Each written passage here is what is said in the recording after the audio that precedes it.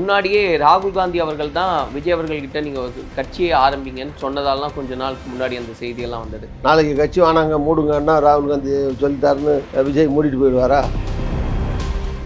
MCR Pure Cotton Club, formals and casual shirts. No compromise. Unga side liyo, enga side liyo. It's a GT promise. GT Holidays, South India's #1 travel brand. ஏய் எதுக்கு 28000 செலவு பண்ணிருக்க? ஏன்னா it's my choice. It's my choice. It's my choice. My choice.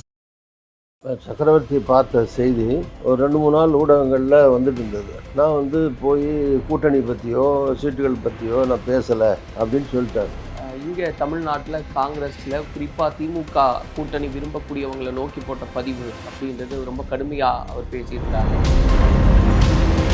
ஏன் திமுகவில் இருக்கணும்னு சொல்கிறதுக்கு எண்ணிக்கை 118 இருந்தது, 76 இருந்தது, 61, 41, இப்போ 25 இப்படி குறைஞ்சிட்டே போகிறது நல்லதா? ஒரு 10 MP ஒரு 10-15 MLA இதுக்கு தான் கட்சியா? நாங்கள்லாம் நிற்க வேணாமா?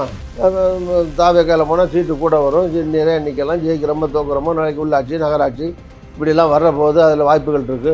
அல்டிமேட்டாக ராகுல் காந்தி என்ன முடிவு செய்கிறாருங்கிறது எனக்கு தெரியாது. சொன்ன மாதிரி விஜயோட போகிறேன்னு சொல்கிறவங்க கூட விஜயோட போனால் கூட காங்கிரஸ் தலைமையில் விஜய் வருவார். விஜய் தலைமையில் தானே போகணும். கேரளாவிலையும் புதுவையிலையும் காங்கிரஸ் தலைமையை விஜய் ஏற்றுக்கிறது தான் அந்த கணக்கு. அங்கே அதிகப்படியான தொகுதிகளை காங்கிரஸ் வாங்கிட்டு துணை முதல்வர் பதவியை தாவைக்காவுக்கு கொடுத்துடலான்ற அந்த கணக்குகள் எல்லாம் ஒர்க் அவுட் பண்ணுனா, ஸோ அப்படியே இருந்தால் கூட இந்த ஸ்டேட்டில் கொஞ்சம் வருது, அந்த ஸ்டேட்டில் கொஞ்சம் வருது, இந்த வச்சுக்கிட்டா கூட அதோட முடியுதா? இது தென்னிந்தியா கட்சி கிடையாது, ஆல் இண்டியா பார்ட்டி. 2 வருஷம் கழிச்சு பார்லிமெண்ட் வரும். பார்லிமெண்ட்டில் தமிழ்நாடு தவிர கேரளாவில் வேணால் 10-11 MP வரலாம். வேறு எந்த மாநிலத்தில் 10 MP கிடைக்கும்?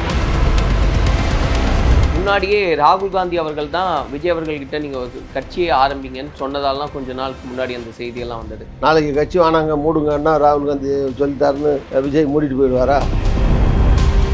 இப்போ இந்த முறை ஆட்சியிலும் பங்கு அதிகாரத்திலும் பங்கு அப்படின்ற குரல் தான் அதிகமாக கேட்குது. அதுக்கு பின்னாடி இந்த 30-40 வருஷத்தில் அதிமுக கூட்டணி போட்டாலும் சரி, திமுக கூட்டணி போட்டாலும் சரி, உங்களுக்கு இத்தனை மந்திரி தாரம், அமைச்சரவையில் இடம் தாரம்லாம் பேசி தேர்தலுக்கு முன்னாலே பேச்சுவார்த்தை நடத்தி எந்த கூட்டணியும் நடக்கலை. கட்டாயப்படுத்தி நிர்பந்தமாக அதை சொல்லி அப்படி இருந்தால் தான் ஒத்துக்கோன்னு காங்கிரஸ் சொல்லாது. அப்படி சொன்னாலும் எனக்கு பொறுத்த வரைக்கும் அது திமுக ஒத்துக்காது தான் நான் நினைக்கிறேன். தமிழ்நாட்டில் காங்கிரஸினுடைய வளர்ச்சி சமீப காலமாக எப்படி இருக்குன்னு பார்க்கணும். செல்வப்பிரதிநிதி வந்த பிறகு அவரால் என்ன முடியுமோ அதை மேக்சிமம் பண்ணிட்டு இருக்காரு. அது வளர்ந்து தான் இருக்கு. கட்சி வளர்ந்துட்டு தான் இருக்கு. கட்சி தேஞ்சிட்டு இருந்தாலும் முடியும். யார் ஒத்துக்குவாரு? அப்படி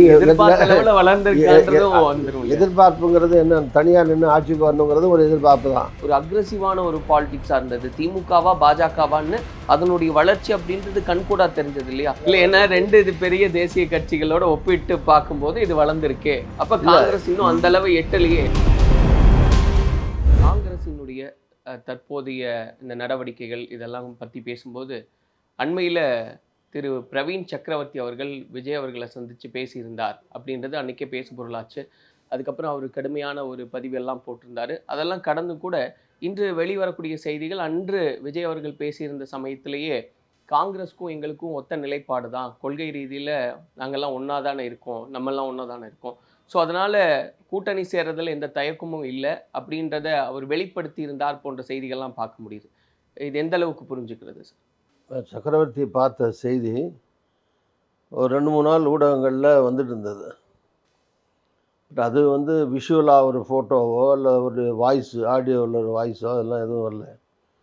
பட் 1 or 2 பேப்பர்ஸில், முக்கிய பேப்பர்களில் பார்த்ததாக அவரும் ஒத்துக்கிட்டு வந்த செய்திகள் வந்திருக்கு. ஆல்மோஸ்ட் பார்த்தாங்கிற மாதிரி தான், பார்த்தாருங்கிறது தான் செய்திங்கிறது உண்மையாக தான் இருக்கிறதாக நம்பப்படுகிறது. அவ்வளோதான். விஷுவலாக எதுவும் வரலைன்னா கூட. பட் அது 2-3 நாள் இதை ஒட்டி வந்த செய்திகளுக்கு அவர் ஒரு பேட்டி கொடுத்துட்டாரு. நான் போய் கூட்டணி பற்றியோ சீட்டுகள் பற்றியோ நான் பேசலை அப்படின்னு சொல்லிட்டார்.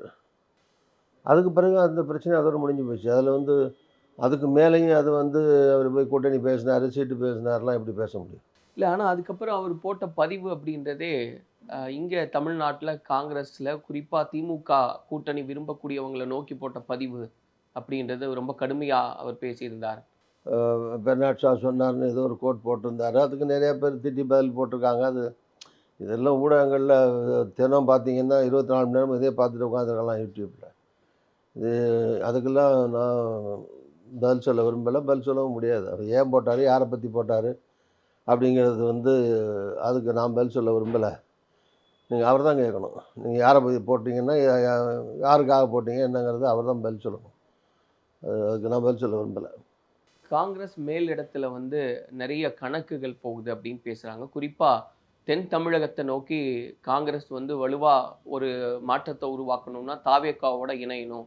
ஏன்னா தமிழ்நாட்டில் விஜய் அவர்களை வந்து முதலமைச்சராக வச்சுக்கிட்டாலும் காங்கிரஸ்க்கு வந்து துணைத் தலைவர், துணை முதலமைச்சர், அதே போல் புதுச்சேரியிலையும் கேரளாவிலையும் தடம் பதிக்க முடியும் அப்படின்ற கணக்குகள்லாம் போகுது அப்படின்றத சொல்கிறாங்க. காங்கிரஸ் வந்து ஒரு பெரிய கட்சி, தேசிய கட்சி, அதிகமான ஜனநாயகம் இருக்கிற கட்சி. ஈவன் சின்ன சின்ன கட்சிகளில் கூட 2 வகையான கருத்துக்கள் இருக்கலாம். அதே மாதிரி காங்கிரஸ் கட்சியிலையும் 2 கருத்துக்கள் 3 கருத்துக்கள் கூட இருக்கலாம். இப்போ திமுகவோட தொடரணும் இருக்கணும், அதான் காங்கிரஸுக்கு நல்லது, தமிழ்நாட்டுக்கு நல்லது, கட்சிக்கு நல்லது அப்படின்னு கருதுபவர்கள் இருக்காங்க.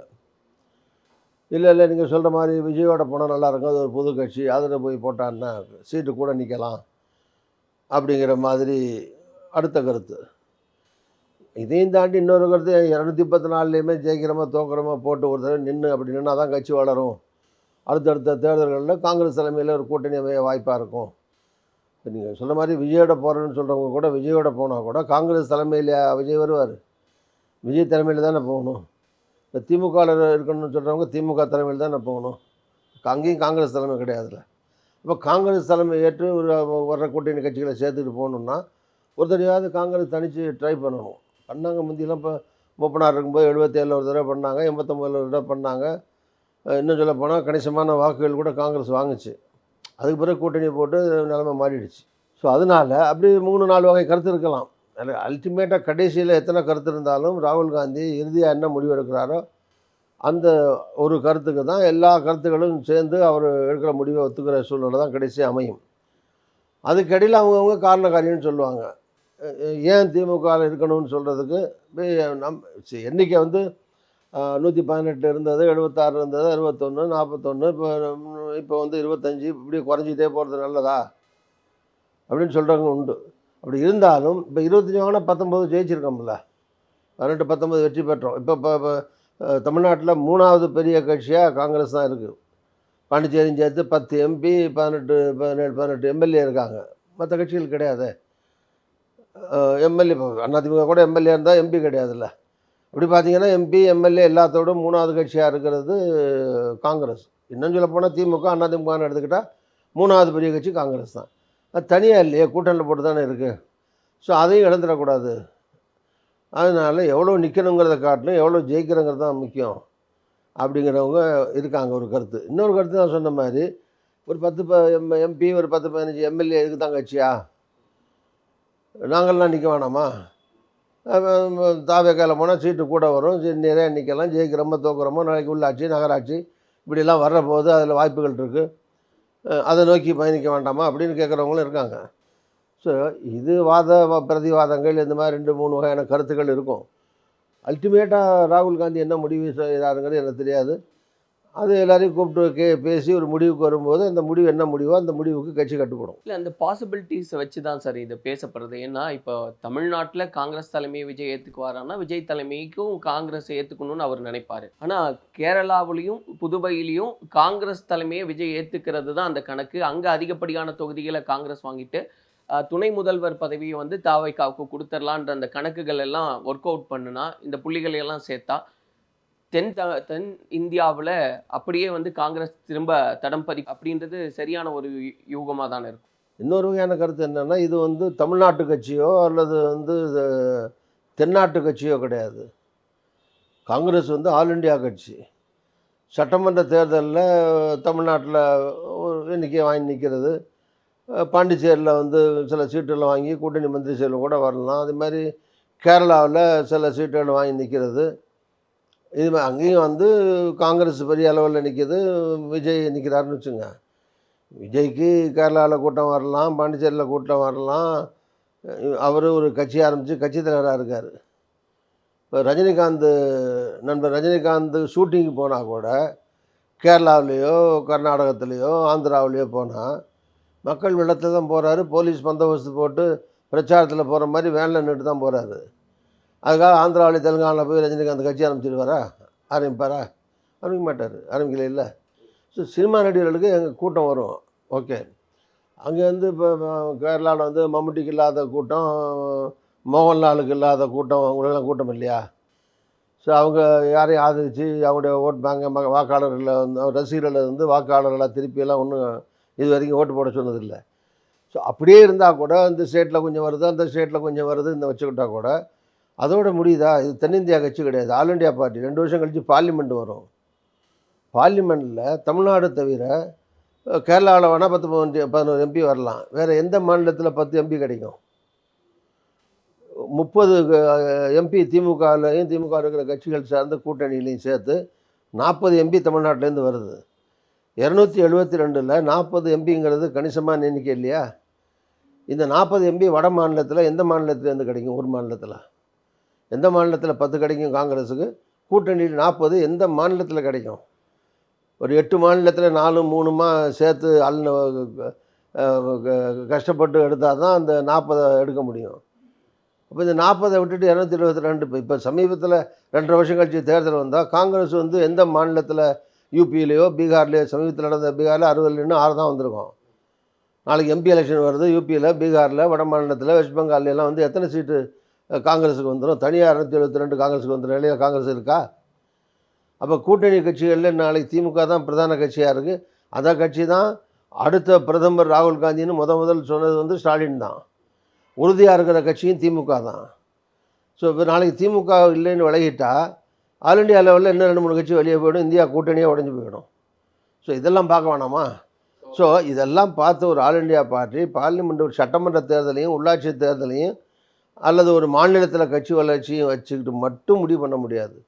இந்திய லெவலில் காங்கிரஸோட எதிர்காலம் என்ன, பார்லிமெண்ட் தேர்தல் எப்படி இருக்கும், எல்லாத்துலேயும் மனசில் வச்சு தான் வந்து காங்கிரஸ் தலைமை முடிவு பண்ணும். இல்லை, அப்போ இப்போ நீங்கள் சொல்லக்கூடிய இந்த சினாரியோ அப்படின்னு பார்க்கும்போது காங்கிரஸுக்கு தமிழ்நாட்டை பொறுத்த வரைக்கும் திமுக தான் ஒரு புகலிடமாக இருக்குது. புகலிடம்னா என்ன? அப்படி அப்போ விஜய்கிட்ட போனால் விஜய் தான் புகலிடமா? அதெல்லாம் வார்த்தை அலங்காரத்துக்கு வேணால் சொல்லலாம். யார்கிட்ட போட்டால் சரி திமுகட்டது விலகி இப்போ விஜயோட போட்டுறோம், ஒரே புகலிடம் உங்களுக்கு ஆல்டர்னேட்டிவ் விஜய் தானான்னு கேட்கலாமா? அப்படி தான் இந்த கேள்வியும். புகலிடம்னு இல்லை, கூட்டணி இருக்கிற கூட்டணி, இப்போ புதுசாக போடுற கூட்டணி கிடையாது. திமுகவில் இருக்கிற கூட்டணிங்கிறது புதுசு கூட்டணி கிடையாது. எம்பி எம்எல்ஏ உள்ளாட்சி இதெல்லாம் ஏற்கனவே வெற்றி பெற்ற கூட்டணி. இந்த வெற்றி பெற்ற கூட்டணியில் சீட்டு நீங்கள் வந்து நாங்கள் 1980 தேர்தலில் பாதி நின்றுருக்காங்க. செல்வாக்குள்ள தலைவர்கள் ஜெயலலிதா எம்ஜிஆர் இருக்கும்போதே 74 75 76 1/3 2/3 நின்றுருக்காங்க. இப்போ அப்படியே குறைஞ்சிட்டு போகிறது காங்கிரஸுக்கு நல்லதில்லை. அதனால சீட்டு வந்து கொஞ்சம் கூட வேணும், கூட கேட்குறாங்க. ஸோ அது தப்பு கிடையாது. ஆனால் அதே நேரத்தில் இது வந்து ஒன்லி திமுகவும் காங்கிரஸ் மட்டும் கூட்டணியில் இல்லை. அங்கே ஒரு 7 10 கட்சி இருக்குது. நீங்கள் 25 இருக்கிற காங்கிரஸுக்கு நீங்கள் உடனே தூக்கி 55 60 கொடுத்தாங்கன்னா மற்ற கட்சிகள்லாம் சும்மா இருப்பாங்களா? நாங்கள் இந்த 5 வருஷம் வளரலையா, எங்கள் கட்சி பெரிய கட்சி இல்லையா, எங்களுக்கு 10 வீடு 15 வீடுன்னு ஆரம்பித்தாங்கன்னா கேட்டுக்கிட்டு எல்லாரும் தான் கேட்குறாங்களே. 3லேருந்து 5லேருந்து 10லேருந்து 15 20லாம் கேட்டுட்ருக்காங்க. சரி சராசரியாக 10 10 போட்டிங்கன்னா கூட அது ஒரு 60 இது 40 போட்டால் 100 அப்படி போச்சுன்னா அப்புறம் திமுக என்ன 100ல் நிற்கும்? ரியலிஸ்டிக்காக இருக்கணுமில்ல. மற்ற கட்சிகள் எத்தனை கட்சிகள் இருக்குது இதெல்லாம் பார்க்கணும் இல்லையா? அதனால் கிராமத்தில் பழமொழி சொல்லுவாங்க, சட்டியில் இருந்த பானையில் இருந்தால் தானே ஆப்பிள் வரும்னு சொல்லி. இருக்கிற 234 தானே எடுத்து கொடுக்க முடியும், பக்கத்து மாநிலத்தை கடனை வாங்கி கொடுக்க முடியும். ஸோ அதனால் இருக்கிற சீட்டுக்குள்ளே தான் பகிர்ந்துக்க முடியும். அது வேண்டாம், நாங்கள் பரவாயில்ல, தோத்தாலும் பரவாயில்ல, ஜெயித்தாலும் பரவாயில்ல, புது ரிஸ்க் எடுக்கிறோம், எடுத்து பார்ப்போம், எல்லாருக்கும் நிற்கிறதுக்கு வாய்ப்பு கிடைக்கும். நான் ஏற்கனவே சொன்ன மாதிரி எம்எல்ஏ இருக்கவங்க தான் எம்எல்ஏ இருக்கணுமா? ஒரு 10 எம்பிக்காக தான் அந்த கூட்டணி வச்சுக்கணுமா? வாங்க நிற்போம், 60 70 பேர் நிற்போம், ஜெயிச்சா ஜெயிக்கட்டும், இல்லைன்னா போகணும், அங்கேயும் வாய்ப்பு இருக்குது, கூட்டம் இருக்குதுன்னு சொல்கிற ஆட்கள் இருக்க தான் செய்வாங்க, இருக்கிறாங்க. பட் அது ரெண்டுலேயும் சீர்தூக்கி பார்த்து ஆல் இண்டியா தலைமை தான் அதுக்கான முடிவை எடுக்கணும். இப்படி என்ன முடிவெடுத்தாலும் கட்சி தொண்டர்கள் அதை ஏற்றுவாங்க. இப்போ இந்த பாசிபிலிட்டிஸ் எல்லாம் பார்க்கும்போது திமுகவோட இணக்கமாக இருக்கிறதுக்கான காரணங்கள் இதுவெல்லாம் இருக்குது அப்படின்னு சொல்லும்போது சார், இந்த குழு வந்து முதலமைச்சரை மீட் பண்ணுறாங்க, பேசுகிறாங்க, இன்னும் அவங்க சைடில் குழுவே அமைக்கப்படலை, அப்போ பேசிக்கலாம் அப்படின்னு ஒரு விஷயம் பேசப்படும் போதே 234 தொகுதியிலையும் இந்த விருப்ப மனு கட்டணம் இல்லாமல் அப்படின்ற அந்த அறிவிப்பே வந்து திமுகவையே அது ஆட்சேபத்துக்குள்ளாக்கியிருக்கு அப்படின்றாங்க இல்லையா? அப்படியே எடுத்துக்கணும். இப்போ எல்லா கட்சியும் இப்போ காங்கிரஸ் மட்டும் அவன் இருக்குது. அன்புமணி ராமதாஸ் கூட எல்லாம் மனு, அந்த கட்சியில் பாட்டாளி மக்கள் கட்சியில் எல்லாம் மனு கொடுங்கன்னு சொல்லியிருக்காரு. ஈவன் ஏடிஎம்கேல மனு கொடுங்கன்னு சொல்லியிருக்காங்க, அறிவிச்சு நேற்று. ஏடிஎம்கேல பிஜேபி கூட்டணி கிடையாதா? ஏடிஎம்கேல மற்ற கூட்டணி கட்சிகள் கிடையாதா? இப்போ ஏன் 214 மனு போடுங்கன்னு ஏடிஎம்கே இல்ல அவங்க அறிவிச்சிருக்காரு? கணக்குன்னா அது கூட்டணியை வந்து நாங்க தான் முடிவு செய்வோம் தீர்மானம்லாம் இல்ல, ஏற்றி இருக்காங்க. அவங்களே அது வேற முடிவு- ஒரு கணக்கா இருக்கு சார். இல்ல, இப்போ இல்ல. நீங்க இவ்வளவு இணக்கமான கூட்டணியில் இருக்கும்போது அப்படி இந்த இல்ல. அறிவிப்பு அப்படின்றது இல்லை, அவங்களும் பிஜேபியும் ஏடிஎம்கே இணக்கமாக தானே இணக்கமா இருக்காங்க. தான் இருக்காங்க. அதில் வந்து இவங்க பிஜேபி முடிவு பண்ணான்னா ஏடிஎம்கே முடிவு பண்ணான்னா கூட்டணி தானே அது. கூட்டணியில் எத்தனை சீட்டு யார் யார் எங்கே நிற்கணும்னு தெரியாமல் இருக்கும்போது 214 மனு வாங்குறாங்க. அது மனு வாங்குறங்கிறது அங்கங்கே தொண்டர்களை உற்சாகப்படுத்த, எங்களுக்கே சரி எத்தனை பேர் சீட்டு கேட்குறாங்க உற்சாகமாக, எவ்வளோ பேர் நிற்கிறதுக்கு தயாராக இருக்காங்க. இதெல்லாம் இந்த கட்சியை ஒரு அடிப்படை. இப்போ 214 பூத் கமிட்டி போடுறோம், 214 கட்சி வேலை பாருங்கன்னு சொல்கிறோம். அமைப்பு ரீதியாக பூத் லெவல் கமிட்டி ரீதியாலாம் பண்ணுறது. கூட்டணியில் தனியாக நின்னாலும் கூட்டணியில் நின்னாலும் எத்தனை இடத்துல நின்னாலும் எல்லாரும் வேலை பார்க்கணுங்கிற அடிப்படையில் கட்சி வளர்ச்சிக்காக செய்கிற விஷயங்கள். அதே மாதிரி இதனாலேயும் திமுக ஒன்றும் வருத்தப்பட மாட்டாங்க. இப்போ இந்த தாவேகா காங்கிரஸ் அப்படின்னு பேசும்போது சார் நிறைய பாசிபிலிட்டிஸ் இருக்குது. இதெல்லாம் வந்து அனலைஸ் பண்ணி தான் ஒரு முடிவு எடுப்பாங்க அப்படின்னு. கரூர் சம்பவம் சமயத்தில் ராகுல் காந்தி அவர்கள் வந்து விஜயோட பேசியிருந்தது இதெல்லாம் தாண்டியும் முன்னாடியே ராகுல் காந்தி அவர்கள் தான் விஜய் அவர்கள்கிட்ட நீங்கள் ஒரு கட்சியை ஆரம்பிங்கன்னு சொன்னதாலாம் கொஞ்ச நாளுக்கு முன்னாடி அந்த செய்தியெல்லாம் வந்தது. அப்போது ஒரு இணக்கமான பார்வையில் தான் அவர் பார்த்துக்கிட்டு இருக்காருன்றதை புரிஞ்சுக்கிறீங்களா? இதை விட இணக்கமாக ஸ்டாலின் அவர்களோட 2 பேரும் அண்ணன் தம்பின்னு ரொம்ப உறவாக இருக்காங்களே. வந்து ரெண்டு பேருமே இணக்கமாக தான் இருக்கு. விஜயோட வந்து ராகுல் காந்திக்கு இருக்கிற இணக்கத்தை விட அதிகமான இணக்கத்தோடு சகோதர பாசத்தோடு ஸ்டாலினும் ராகுல் காந்தியும் இருக்காங்களே. ஏன் இந்த சகோதர பாசத்தை விட்டுட்டு அந்த இணக்கத்தை மட்டும் ஏன் சொல்கிறீங்க? அதனால் இல்லை ஏன் சொல்கிறேன்னா சார், இப்போ அண்மையில் வந்து மகளிர் உரிமை தொகைக்கான அந்த விழாவானது நடந்திருந்தது இல்லையா, அதில் ராகுல் காந்தி வருவார் அப்படின்னு திமுக எதிர்பார்த்ததாகவும் அதுக்கு எந்த சிக்னலுமே ராகுல் காந்தி கொடுக்கல, அதனால இந்த ஈவெண்ட்டை 12ஆம் தேதியை நடத்திடலான்னு அவங்க முடிவுக்கு வந்ததான செய்திகள்லாம் இருக்குது. இல்லை, இதெல்லாம் தவறான செய்திகள் எனக்கு தெரிஞ்ச வரைக்கும். ஏன்னா அது ஒரு அரசு விழா, அரசின் சார்பில் இந்த திட்டம் ஏற்கனவே நடந்துக்கிட்டு இருக்கு. அதில் விட்டு போன ஒரு 10-15 லட்சம் பேரை எடுத்து விடுதலுக்கு உள்ளவங்களுக்கு திருப்பி ஒரு டேட்டை ஃபிக்ஸ் பண்ணி கொடுக்குறாங்க. முதலமைச்சரோ டெப்டி துணை முதலமைச்சரோ மந்திரியோ கூட போய் கொடுக்கலாம். அதுக்கு ராகுல் காந்தி கூட்டணி அரசாங்கம் இல்லைங்க. திமுக ஆட்சி நடத்துகிற ஒரு ஃபங்க்ஷனில் ராகுல் காந்தி சட்டமன்ற நாடாளுமன்ற எதிர்க்கட்சி தலைவர்னு கலந்துக்கலாம். பட் அதுக்கு வரணுன்னு ஒன்றும் இவங்க அலட்சியம் மாதிரியோ அதுக்கு அவர் மறுத்த மாதிரியோ எனக்கு தெரியலை. அது ஒரு அரசாங்க நிகழ்ச்சியாக அவங்க நடத்துனாங்க, அதுக்கு சம்மந்தம் இல்லைன்னு நான் நினைக்கிறேன். ரெண்டாவது வந்து கரூர் சம்பவம் 41 பேர் இறந்து போயிட்டாங்க.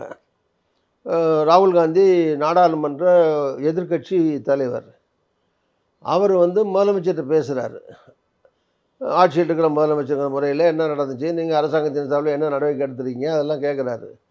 அதே மாதிரி விஜய் அந்த ஸ்பாட்டில் இருந்தவர் சம்மந்தப்பட்டவருங்கிறதுனால அவற்றையும் நீங்கள் என்ன நடந்தது அப்படின்னு அவற்றையும் கேட்குறாரு. அப்போ ஒன்று அப்படி அரசியல் பேசுவோம். 41 பேர் இறந்து துக்கம் விசாரிக்கிற போதோ அல்லது அந்த நிகழ்ச்சியை பற்றி பேசும்போதோ கூட்டணியை பற்றி பேசுகிற அளவுக்கு நாகரிகம் இல்லாத தலைவர் இல்லை ராகுல் காந்தி. யாரும் மனிதாபிமானம் உள்ள யாரும் அந்த நேரத்தில் கூட்டணி பேச மாட்டாங்க. ஸோ அந்த நேரத்தில் கூப்பிட்டு விசாரிச்சுங்கிறதுனால அது ஒரு கூட்டணிக்கு அஸ்திவாரமாக எப்படி கருத முடியும்? அதுக்கு முன்னால் தொடர்பு இருந்திருக்கலாம், இவர் போய் பார்த்துருக்கலாம். பட் ராகுல் காந்தி சொல்லித்தான் அவர் கட்சி ஆரம்பித்தாருங்கிறதெல்லாம் வந்து அபரிமிதமான கற்பனையில் சொல்லப்படுற கருத்து. அதுக்காக யாரோ ஒருத்தர் ராகுல் காந்தி பெரிய தலைவர் தான், தேசிய தலைவர் தான், எதிர்கட்சி தலைவர் தான், அவர் சொன்னதுக்காக ஒருத்தர் கட்சி ஆரம்பிச்சிருவாரா? நாளைக்கு கட்சி வானாங்க மூடுங்கன்னா ராகுல் காந்தி சொல்லிட்டாருன்னு விஜய் மூடிட்டு போயிடுவாரா?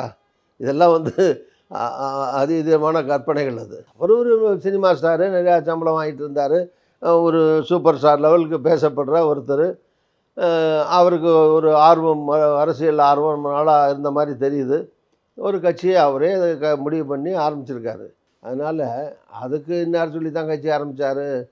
இன்னும் நீங்கள் சொல்கிறது ராகுல் காந்தி சொல்லி ஆரம்பித்தாருன்னு சொல்லி நீங்கள் சொல்கிறீங்கல்ல, இதே மாதிரி இன்னொரு வாதம் பிஜேபி சொல்லி தான் அவர் மைனாரிட்டி ஓட்டுகள்லாம் பிரிக்கிறதுக்காக, கிறிஸ்தவர்கள் ஓட்டை இஸ்லாமிய ஓட்டை பிரிக்கிறதுக்காக இது பிஜேபியுடைய பி டீமாக தான் அவர் நிற்கிறாரு. இப்படியும் வாதம் பண்ணுறவங்க சொல்கிறவங்க இருக்காங்க. ஸோ எனக்கு என்னமோ ரெண்டுலேயும் உண்மை. பிஜேபி சொல்லி தான் அவர் ஆரம்பித்தார்னு நினைக்கல, அல்லது காங்கிரஸ் சொல்லி தான் ஆரம்பித்தார் நினைக்கல. அவர் கட்சியை அவராக ஆரம்பிச்சிருக்காரு தான் நான் நினைக்கிறேன். இப்போ இந்த முறை ஆட்சியிலும் பங்கு, அதிகாரத்திலும் பங்கு அப்படின்ற குரல் தான் அதிகமா கேட்குது. அதுல தமிழ்நாட்டை பொறுத்தவரைக்கும் காங்கிரஸ் எந்த அளவுக்கு ஒரு அழுத்தத்தை உண்டு செய்யும்னு பார்க்கலாம். சரி, அதெல்லாம் ஒரு விருப்பம், ஒரு ஆசை, ஒரு எதிர்பார்ப்பு சொல்கிறது தான். ஆனா அவங்க கட்டாயமா முடியாதுன்னு திமுகவும் சொல்லுது, அதிமுகவும் சொல்றாங்க. கட்டாயமாக முடியாதுன்னு தான் கடந்த காலங்களில் சொல்லியிருக்காங்க. இன்னும் 1980 தேர்தலில் ஆளுக்கு பாதி போட்டு நின்ன தேர்தலுக்கு முன்னாலேயே கூட்டணி அரசாங்கம், முதலமைச்சர், அமைச்சரவையில் பங்குன்னு பேசி நின்ன கடந்த கால தேர்தல் ஒரே தேர்தல் தான் 1980. அதுக்கு பின்னாடி இந்த 30-40 வருஷத்தில் அதிமுக கூட்டணி போட்டாலும் சரி, திமுக கூட்டணி போட்டாலும் சரி, உங்களுக்கு இத்தனை மந்திரி தாரம், அமைச்சரவையில் இடம் தாரம்லாம் பேசி தேர்தலுக்கு முன்னாலே பேச்சுவார்த்தை நடத்தி எந்த கூட்டணியும் நடக்கலை. அதனால் அதிமுகவும் இப்படி ஒத்துக்க மாட்டாங்க எனக்கு தெரிஞ்ச வரைக்கும். அவங்களே ஒரு ஒத்துக்கிட்டா கூட அவங்களுக்கு நிர்பந்தம் இருக்குது. இல்லை முன்னால் ஆட்சியில் இருந்தாங்க, கேஸு இந்த மாதிரி அந்த கூட்டணியை கூட விருப்பத்தின் அடிப்படையில் இருக்குன்னு சொல்ல முடியாது. நிர்பந்தத்தின் அடிப்படையில் தான் அந்த கூட்டணி வந்து அதிமுக பிஜேபி கூட்டணி அமைஞ்சிருக்கிறதா நான் நினைக்கிறேன். ஏன்னா சாதாரண அடிமட்டத்தில் இருக்கிற தொண்டர்கள் வந்து அந்த கூட்டணி வந்து அவர் விரும்பலை. அப்படி தான் நான் நினைக்கிறேன். பிஜேபியில் கூட அண்ணாமலை மாதிரி சில பேர் அங்கே கூட்டணி போகிறதையும் விரும்பலை. இப்படிலாம் இருக்காங்க. ஸோ இந்த கூட்டணி அப்படி கிடையாது. இது ஏற்கனவே புதுசாக வந்து நான் சொன்ன மாதிரி புதுசாக ஏற்படுத்த போகிற கூட்டணி இல்லை, ஏற்கனவே இருக்கிற கூட்டணி இந்த கூட்டணி பொறுத்த வரைக்கும். இது வந்து இந்த மாதிரி நாங்கள் 67க்கு பின்னாடி காமராஜர் ஆட்சி பக்தவச்சலம் போன பிறகு மந்திரி சபையில் வரல, வாய்ப்பு இருந்தும் கூட நாங்கள் வர முடியலை. அதனால் 4 மந்திரி வந்தால் நல்லா இருக்குங்கிற ஆசையை, விருப்பத்தை சொல்கிறாங்க. அது எனக்கு என்னமோ அது வந்து கட்டாயப்படுத்தி நிர்பந்தமாக வந்து அதை சொல்லி அப்படி இருந்தால் தான் ஒத்துக்கோன்னு காங்கிரஸ் சொல்லாது. அப்படி சொன்னாலும் எனக்கு பொறுத்த வரைக்கும் அது திமுக ஒத்துக்காதுன்னு தான் நான் நினைக்கிறேன். நீங்கள் சொல்கிறது கரெக்ட். இப்போ சார் தமிழ்நாட்டில் காங்கிரஸினுடைய வளர்ச்சி சமீப காலமாக எப்படி இருக்குன்னு பார்க்குறீங்க? இந்த தொண்டர்கள் மத்தியில் இருக்கக்கூடிய எழுச்சி ஆகட்டும், இல்லை ஒரு ஆர்வமாகட்டும், அந்த விதத்திலேயே அந்த கேள்வி. சரி, காங்கிரஸுங்கிறது ஒரு நான் சொன்ன மாதிரி ஆல் இண்டியா பார்ட்டி. ஒரு மாநிலத்தோட காங்கிரஸ் வளர்ச்சிங்கிறது அகில இந்திய சூழ்நிலைகளை பொறுத்தும் இருக்குது. அகில இந்திய அளவில் ராகுல் காந்தி ஒரு சிறந்த தலைவர், நல்ல தலைவர், மோடிக்கு சிம்ம சொப்பனமாக திகழக்கூடிய ஒரு தலைவராக இருந்து முதல்ல வந்து ஒரு காங்கிரஸுடைய குரூப் லீடராக இருந்தார். காங்கிரஸ் அதுக்கடுத்து வளர்ச்சி பெற்று பிரதான எதிர்க்கட்சியினுடைய தலைவராக இன்றைக்கி இருக்கார். அடுத்து பிரதமராக வரணும் அப்படின்னு காங்கிரஸ் சார்பில் மக்கள் எதிர்பார்க்குறாங்க, காங்கிரஸும் எதிர்பார்க்குறோம். இப்படி இருக்கிற ஒரு தலைவர் தமிழ்நாட்டில் மாறி மாறி 2 வருஷம் 3 வருஷத்துக்கு ஒரு தலைவர் போடுறாங்க, மாறி மாறி வந்துக்கிட்டு இருக்கோம். அவங்கவுங்க என்ன பண்ண முடியுமோ அவங்களுடைய சக்திக்கும் புத்திக்கும் ஏற்ப அவங்க கட்சியை வழிநடத்தி கொண்டு போகிறாங்க. அதனால் எல்லாரும் இல்லை ஒரு நிமிஷம், அதனால் இப்போ இருக்கிற தலைவர் இப்படி, இதுக்கு முன்னால் இருந்தவர் அப்படி, யாரோட ஒப்பிட முடியாது. அவரவர்களுக்கு இருக்கிற அவங்க இருக்குது, இங்கே இருக்கிற பேசிக் அமைப்பு இருக்கிற அஸ்திவாரத்தை வச்சுக்கிட்டு தானே பண்ண முடியும். அதனால் காங்கிரஸ் வந்து தமிழ்நாட்டில் 3வது பெரிய கட்சியாக இருக்குது, உயிரோட்டமாக இருக்குது. இப்போ நீங்கள் வந்து கையெழுத்து இயக்கம் நடத்துனாங்க, 1,19,00,000 கையெழுத்து வாங்கி அனுப்பியிருக்காங்க. பூத் கமிட்டி, கிராம கமிட்டி போடணும்னு போட்டாங்க. 2 லட்சம் 2.5 லட்சம் பேரை கொண்ட கமிட்டிகள் அமைக்கப்பட்டிருக்கு. அவர் செல்வப்பிரதிநிதி வந்த பிறகு அவரால் என்ன முடியுமோ அதை மேக்ஸிமம் ஒரு பண்ணிகிட்ருக்காரு. அது வளர்ந்து தான் இருக்குது, கட்சி வளர்ந்துக்கிட்டு தான் இருக்குது. கட்சி வந்து தேஞ்சிக்கிட்டு இருக்குன்னு சொல்ல முடியும். அப்படி யார் ஒத்துக்காத அப்படி எதிர்பார்ப்புங்கிறது என்ன, தனியாக நின்று ஆட்சிக்கு வரணுங்கிறது ஒரு எதிர்பார்ப்பு தான். ப்ராக்டிக்கலாக என்ன சாத்தியக்கூறுக்குங்கிறது தானே. குறிப்பிட்ட டயத்தில் ஒருத்தர் தலைமையேற்று நடத்துகிற அந்த குறிப்பிட்ட பீரியடுக்குள்ளே இப்போ நானும் தான் 2 வருஷம் இருந்தேன். அப்போ நான் யாரையா குறை சொன்னால் என்ன கேட்பாங்கல்ல, நீங்கள் 2 வருஷத்தில் நீங்கள் ஏன் நம்பர் 1 கட்சியாக காங்கிரஸில் கொண்டு வரலன்னு கேட்டால் அது நான் என்ன பதில் சொல்ல முடியும். அதனால் யார் தலைவராக இருந்தாலும் அவரை சக்திக்கு உட்பட்டு அவர் செய்கிறாரு. அதனால் காங்கிரஸ் படிப்படியாக வளர்ச்சி அடைஞ்சிக்கிட்டு தான் இருக்குது, அதில் ஒன்றும் சந்தேகம் கிடையாது. இல்லை, ஒரு கம்பேரிசனுக்காக கேட்குறேன் சார். இப்போது காங்கிரஸ் வந்து ஒரு தேசிய கட்சி, தமிழ்நாட்டில் வளரணுன்னா இது ஓவராலாக பார்த்தா தான் புரிஞ்சுக்க முடியும்னு. இதே தானே சார் பாஜகவுக்கும்? கொஞ்ச நாள் முன்னாடி அண்ணாமலை அவர்கள் தலைவராக இருந்த சமயத்தில் ஒரு அக்ரெசிவான ஒரு பாலிடிக்ஸாக இருந்தது. திமுகவா பாஜகவான்னு அதனுடைய வளர்ச்சி அப்படின்றது கண்கூடா தெரிஞ்சது இல்லையா? அப்போ ஒரு 2 தேசிய கட்சிகளையும் ஒரே தட்டில் வச்சு பார்த்தா அது வளர்ந்துருக்கு அப்படின்னு தான் நான் புரிஞ்சுக்க முடியும்.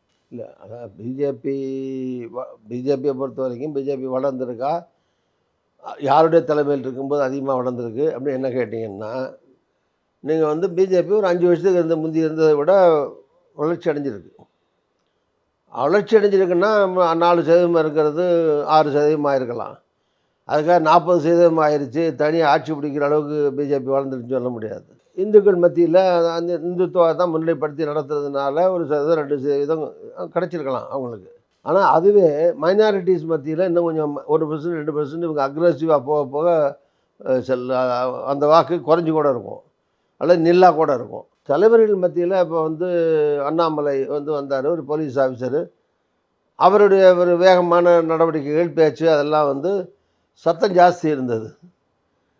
என்ன அவர்கிட்ட வந்து எதிர்பார்ப்பும் இருந்தது, தொண்டர்கள் உற்சாகமாக போனாங்க வந்தாங்க.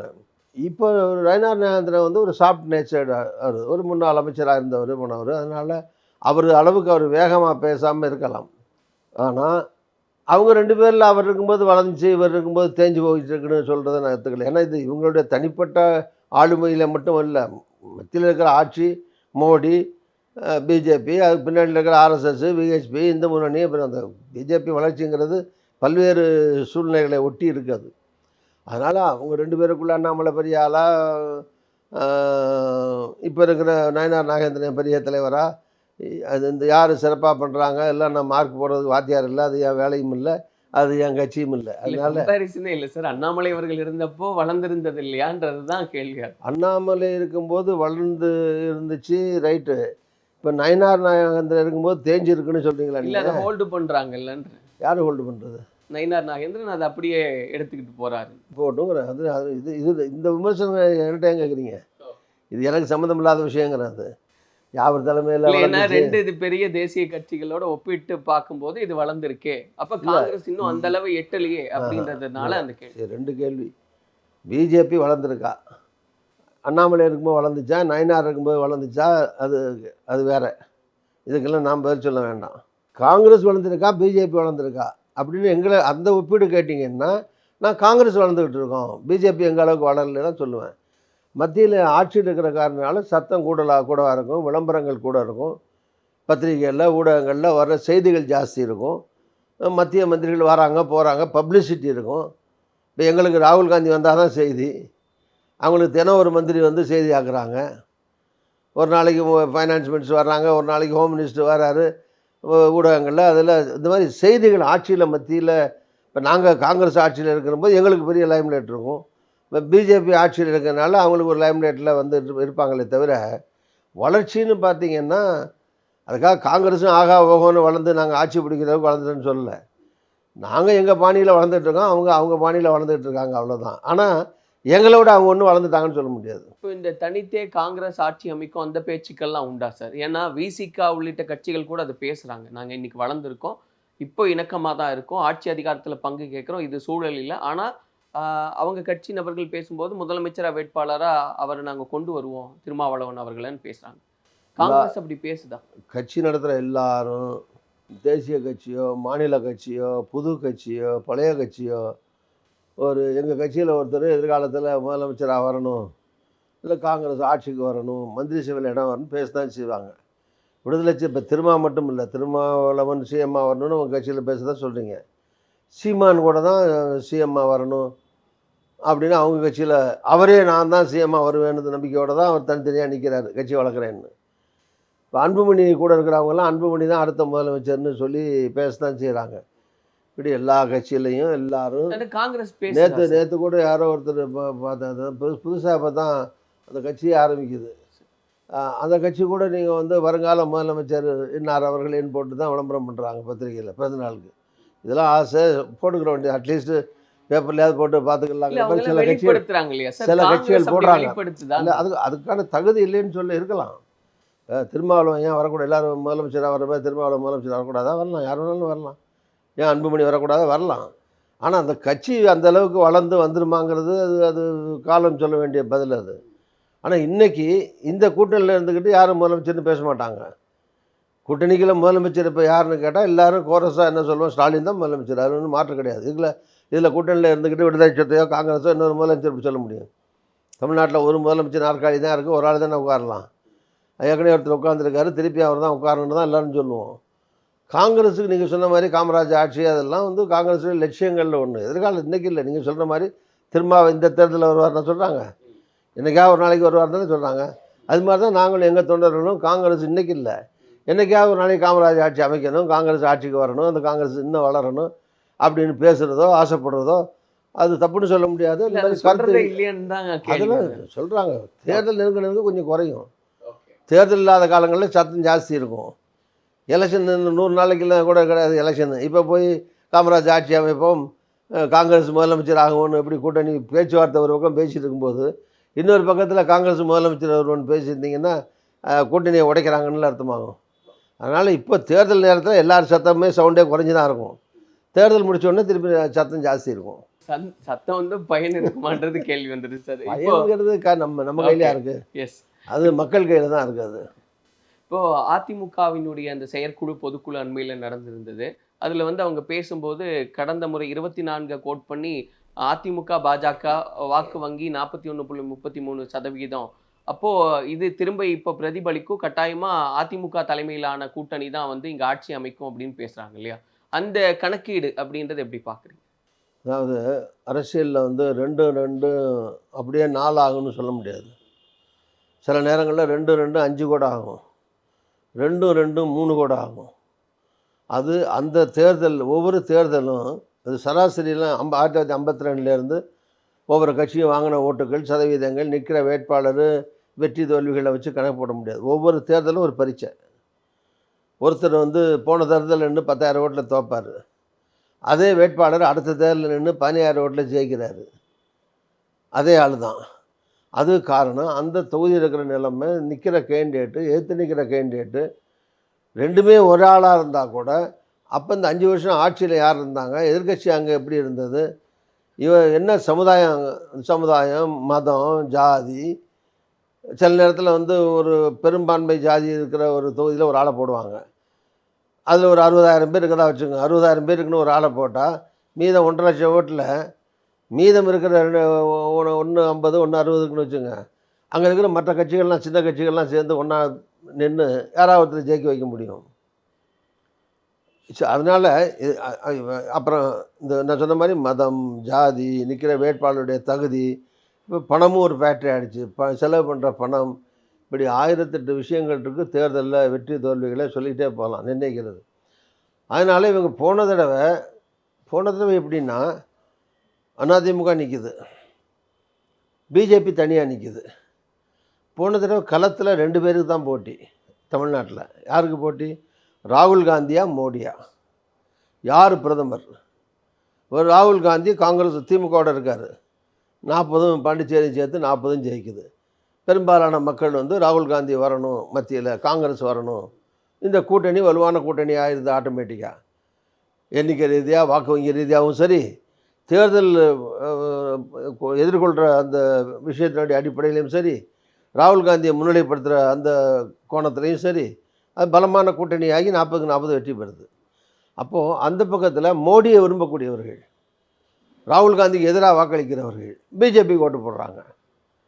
ஓகே, அதில் சில நேரத்தில் வந்து இப்போ இபிஎஸ் வந்து பிரதமர் கேண்டிடேட் இல்லை, யாராவது ஒருத்தர் தானே ஆதரிக்கணும்.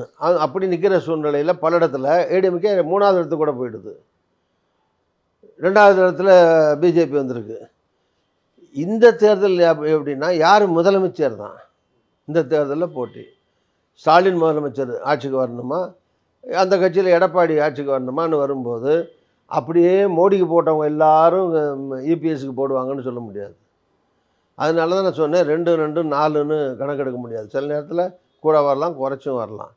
அந்த ஓட்டையும் இந்த ஓட்டையும், எம்பிக்கு விழுந்த ஓட்டையெல்லாம் கணக்கு சேர்த்து அப்படியே சேர்த்து நாங்கள் வந்து ஒரு 15 தொகுதியில் ஒன்றா இருந்தால் ஜெயிச்சிருப்போம், இந்த 15க்கு வந்து கணக்கு போட்டிங்கன்னா ஒரு 80 தொகுதி வருது, 80 தொகுதி எங்களுக்கு கூட வந்துடும் சொல்லிட்டு இருக்க முடியாது.